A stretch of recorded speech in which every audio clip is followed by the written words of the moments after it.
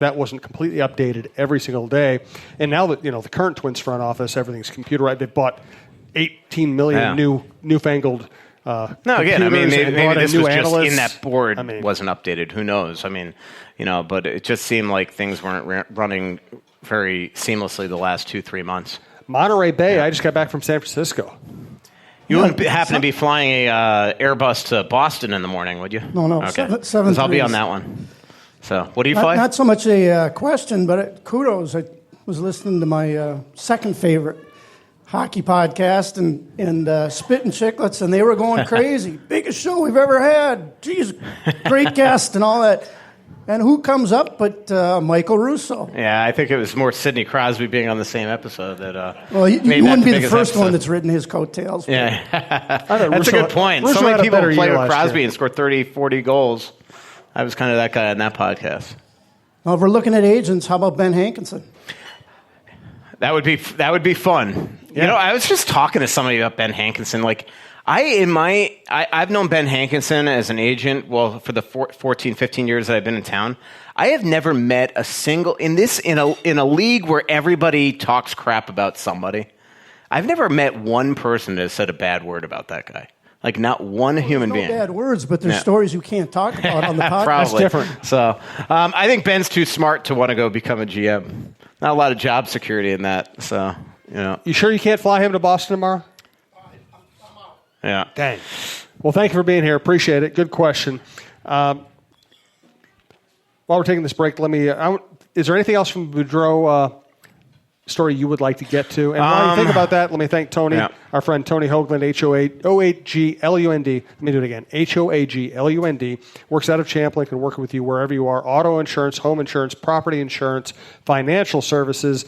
Google him at Tony Hoaglund, and his information will pop up. There's also a poet by the same name, so you have to go to Google Tony Hoaglund State Farm, and his information will pop up. And he insures my stuff. He insures Michael's stuff. He is smart enough not to insure Brandon's stuff. Wow, that is brutal.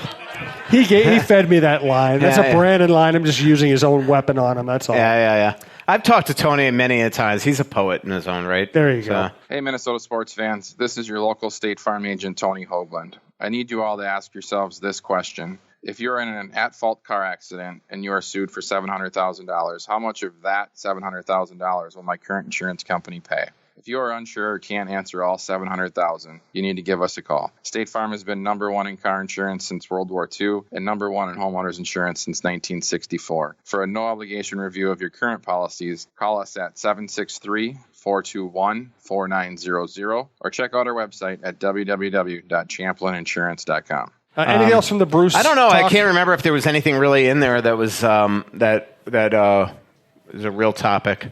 I mean, obviously, it's just fascinating that he's working with his third GM soon and doesn't have one right now. Yeah. There's just certain things that you normally would be talking to a GM about this time of year.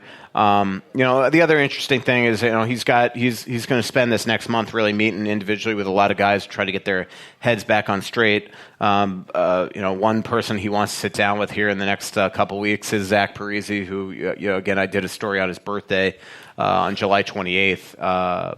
I think the story ran the 27th, if I remember correctly. But he's not the happiest camper right now. Obviously, he's 35. He's still playing on top of his game, and he wants to win a cup. And so he's looking at this roster and is just concerned about where it's going here. And so I think that he wants to just, Bruce can't change the way that Zach feels about everything. But I think the one thing that Bruce is going to want to sit with Zach is like, look, if you want to make this change, we need you to be totally on board here and play your butt off. And again, if you know Parisi, I think he will. So let's talk about the beat life a little bit here, because I was a beat writer for a while. I wanted to do more of this kind of work. I ended up segueing into this.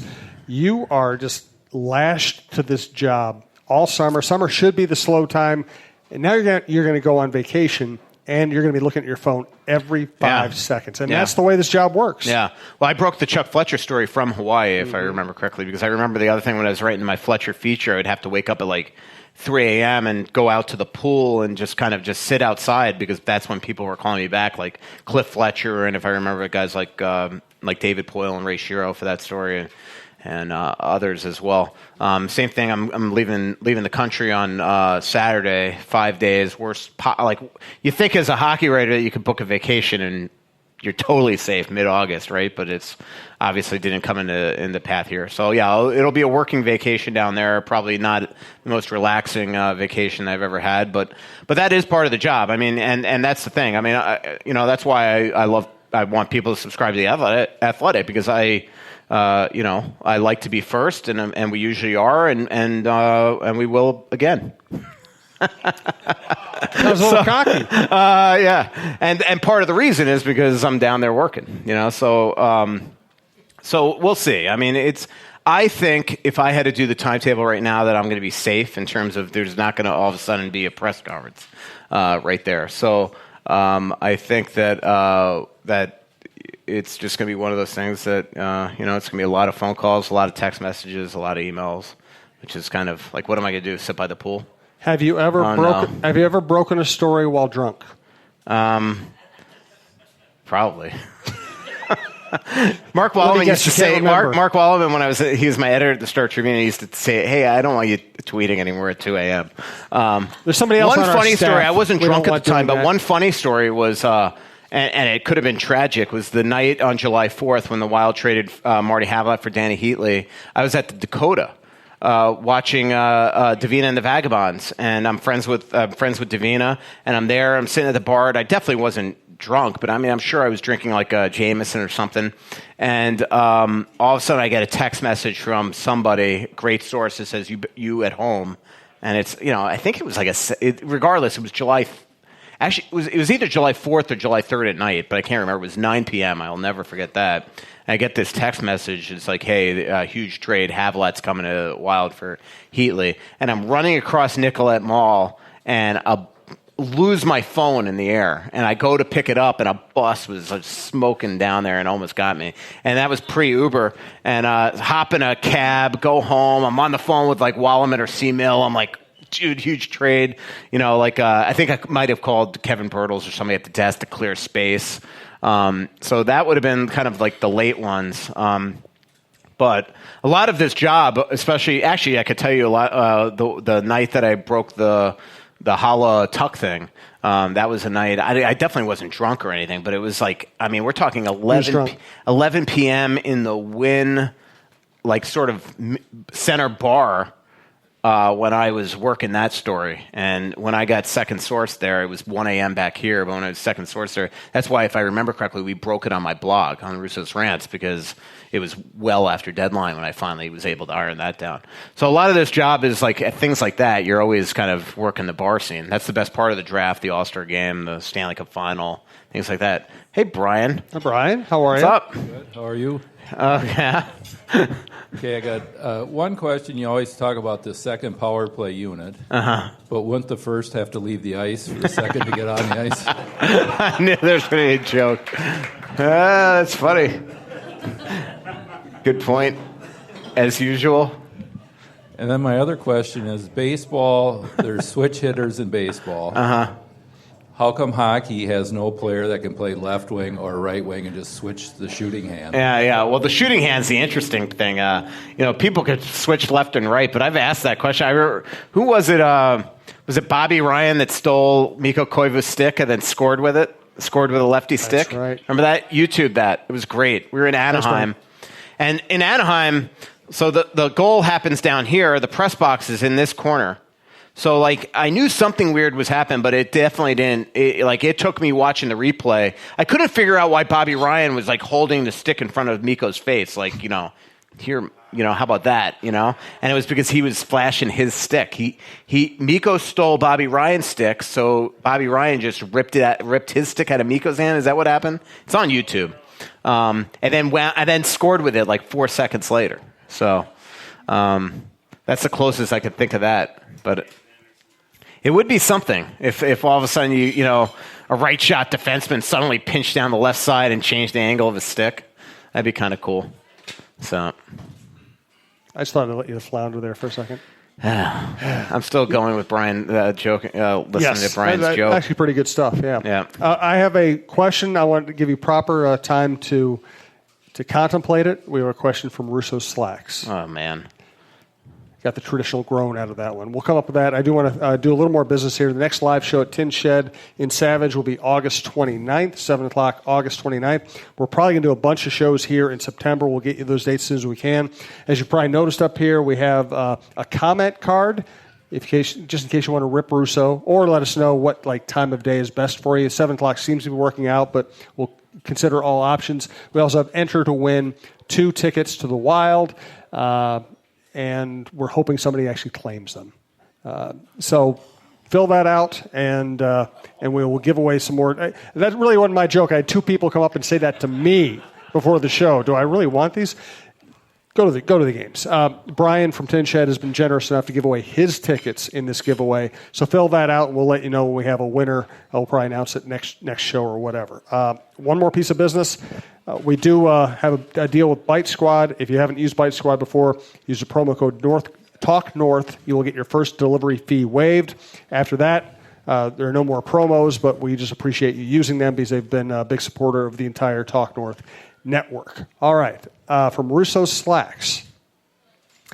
Besides Michael himself, who in the NHL world is most on par with the likes of Antonio Brown? You answer that.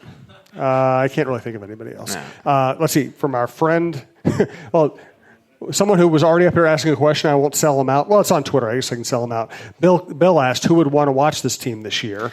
Man. Train wreck. Yeah. Well, here's the thing, because I get this from Twins fans all the time, even when the team's good. I would never tell anybody how to spend their money, but you never know what's going to happen with a team. I mean, pay attention. I mean, it doesn't look great right now, but it's not the worst hockey team I've ever seen.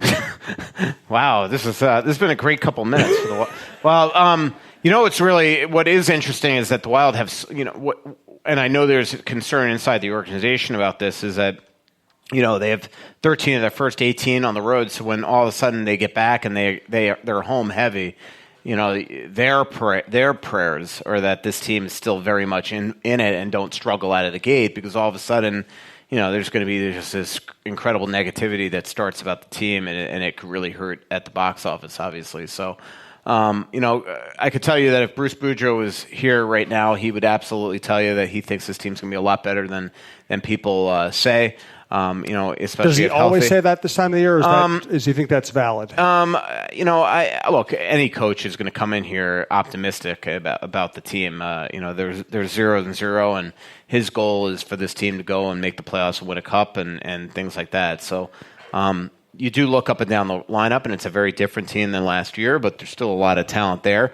And as Bruce said in the Q&A, I mean, the key to this team really is going to be obviously not just the bounce-back years of potentially Stahl and Zucker, but it's going to have to be whether or not Cunnin and Greenway and Donato and Fiala and Eriksson Ek, kind of take that next step. And it is funny. I mean, remember for years we used to – everybody was grouping Nino and Zucker and Coyle and Dumba and Brodin and all those guys together. Now it's those next 5.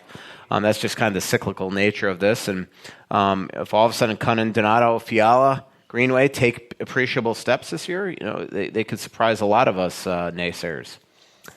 From Mike Swanger, a friend on Twitter, would Leopold give Bruce Boudreau a 1-year extension prior to hiring a GM if this drags out? Do you think the candidates are asked their opinion on granting Bruce an extension for 1 year if they're hired? Yeah, I mean, there's no doubt that if I'm not in these interviews, but I would think that what's your opinion on Bruce is going to be a huge part of this this interview process. I mean, one thing that I know created immediate stress, according to all my sources between Fenton and Leopold, is that immediately when Paul got here, he wanted to get rid of Bruce. It didn't take long, and that created an incredible tension there, because I think that the way it was explained to me is Leopold's like, dude, we talked about this in the interview process.